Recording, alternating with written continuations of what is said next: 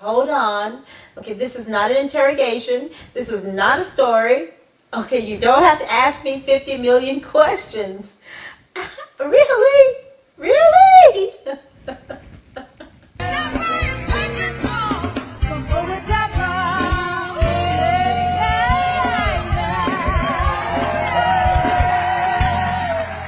Hello everybody, welcome to Deborah Inc., the business of being me. I'm Deborah Robinson. Wow, it's been a long time since I have been here on this show. Let me see, how far back has it been since I've been here? At least almost a year. It's been a while, and you're probably wondering where I have been. And for those who don't know me, well, I'm Deborah. I'm a journalist, documentary filmmaker, a producer, a serial entrepreneur, a philanthropist, a humanitarian. Wow, what am I not? I think I'm every woman. I think that's what I am. I'm every woman. And isn't it amazing when people ask you who you are, you start to talk about the things you do? Well, okay, I'm just going to tell you who, well, no, I'm not going to tell you who I am. I don't think you're ready. You're not ready. You're not ready. You're not ready. Either you're not ready to know who I am, or I'm not ready to tell you. So, either way, we're not ready. Life update. How far do we want to go back? I haven't seen you guys since the new decade, so we could go back a decade and share with you all of the things I've done in the last 10 years, but we're not going to do that.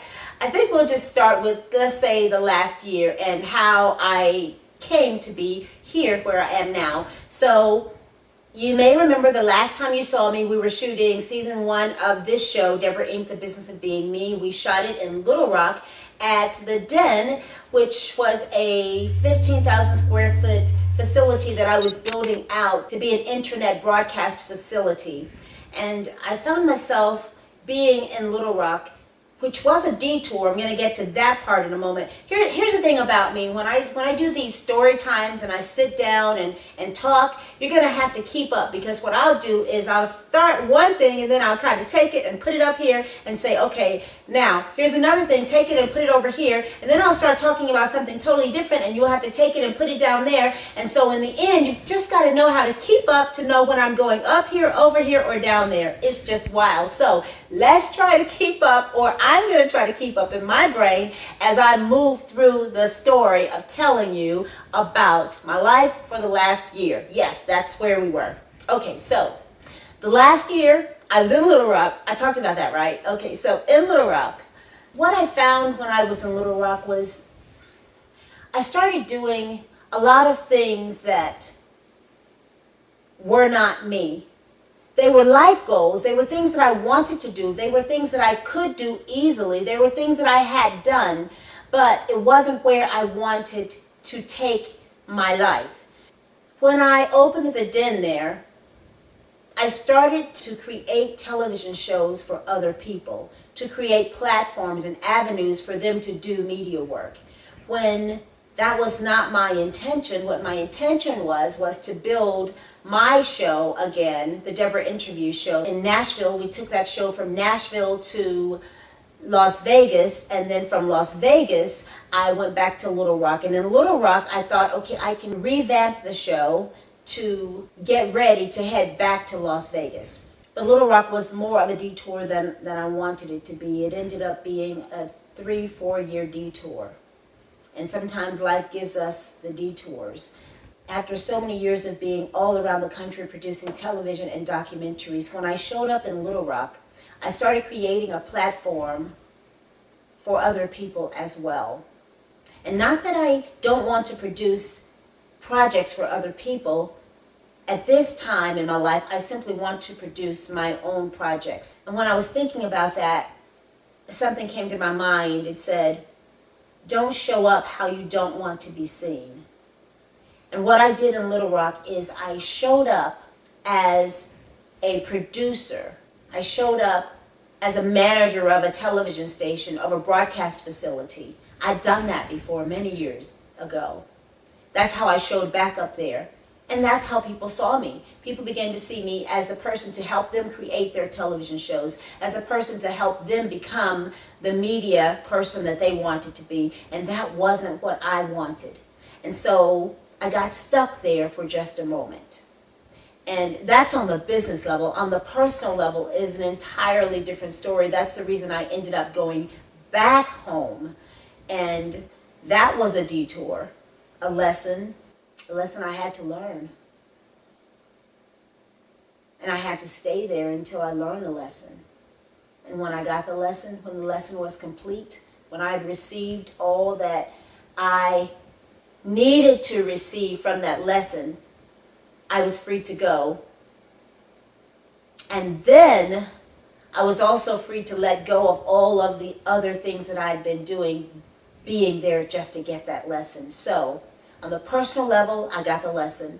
On the business level, I wasn't doing what I wanted to do, which laid the perfect pathway for me to say, it's time to go. And wow, I shut it all down. I built an exhibit there, the Daisy Bates exhibit.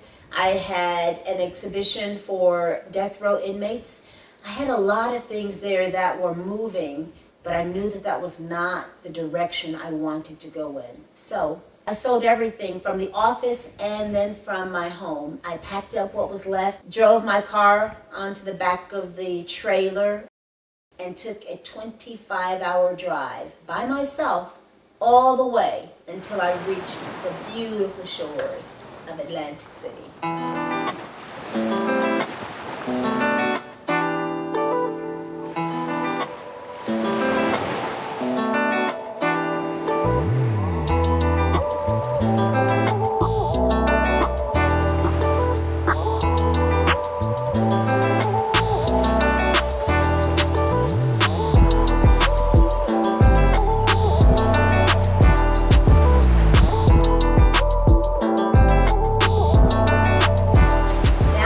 I am in Atlantic City building the global media center that I want to build, but this time I'm building it with my own work. If you live, work, or play in Atlantic City, join our online community to connect and chat about Atlantic City life. Conversations, discussions, forums, Q&As, interviews, information, debates, and updates. Ask and discuss anything Atlantic City at atlanticcity.life. So, on this show, Deborah Inc., The Business of Being Me, you are going to watch that process. Coming into a city where I don't know anyone, I have to build relationships. I have to forge bridges. I have to get to know people. I have to build a team. That's what I'm doing here now. But mainly right now, I'm spending a lot of time at home because we are in quarantine. I've been talking from daylight to dark. It's now dark outside. I'll be right back.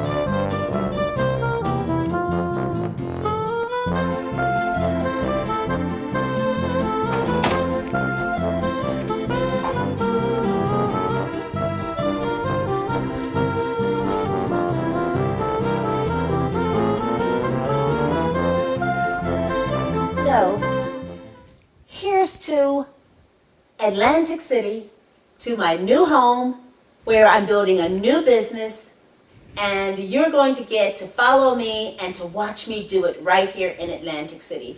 Now, this is weird because you're in my home, but you're going to see a lot more of my home because we're at home now.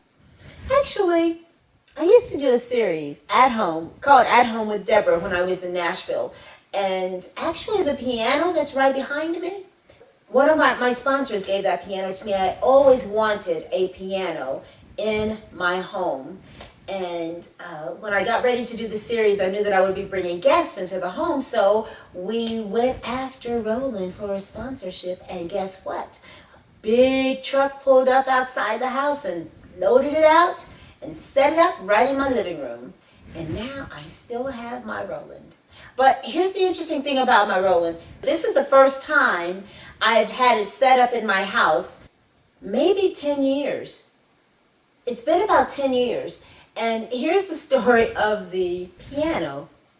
I left the piano in Nashville with a friend because I didn't want to put it in storage. And I said, can you hold on to the piano for me until I come back to get it? I'll be back. I guess I left it too long because when I called her and said, hey, I'm coming to pick up my piano, she said, I don't have it. And I'm like, you don't have it?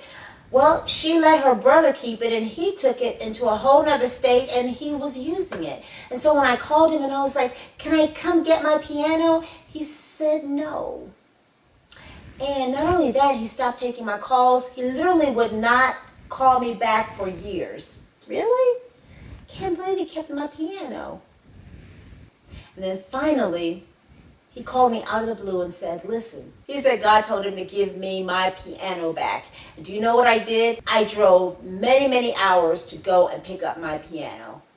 Look at my baby. Well, thank you so much for keeping her so beautiful. How many years have you had it? About 8 years. Oh my God, look at my baby. See, I put Dawn, my oh, you name put in? your name in there instead of Everybody Loves Deborah. Donald, thank you. Oh my God. Oh my God.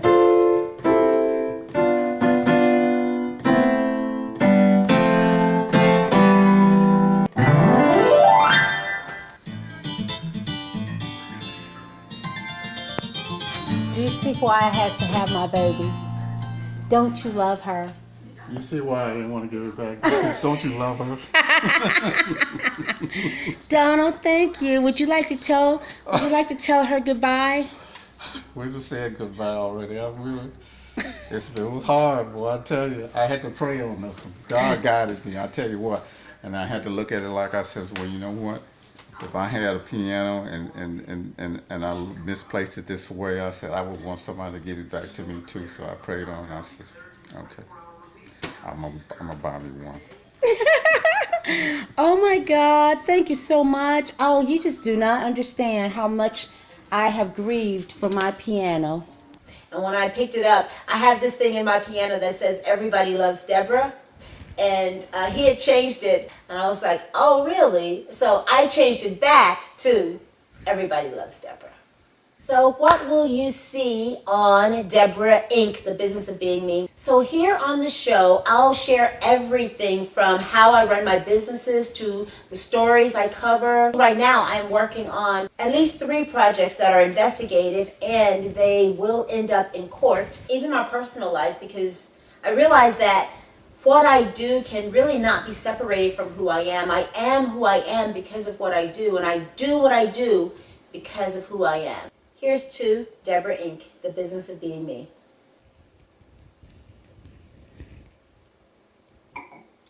Why do I sound like a journalist? Why do I sound like a journalist and not sound very personable? Why? Why do I sound like a journalist? Why am I talking like a journalist? This is how a journalist talks. I don't want to talk like a journalist. So I really would like to stop talking like a journalist.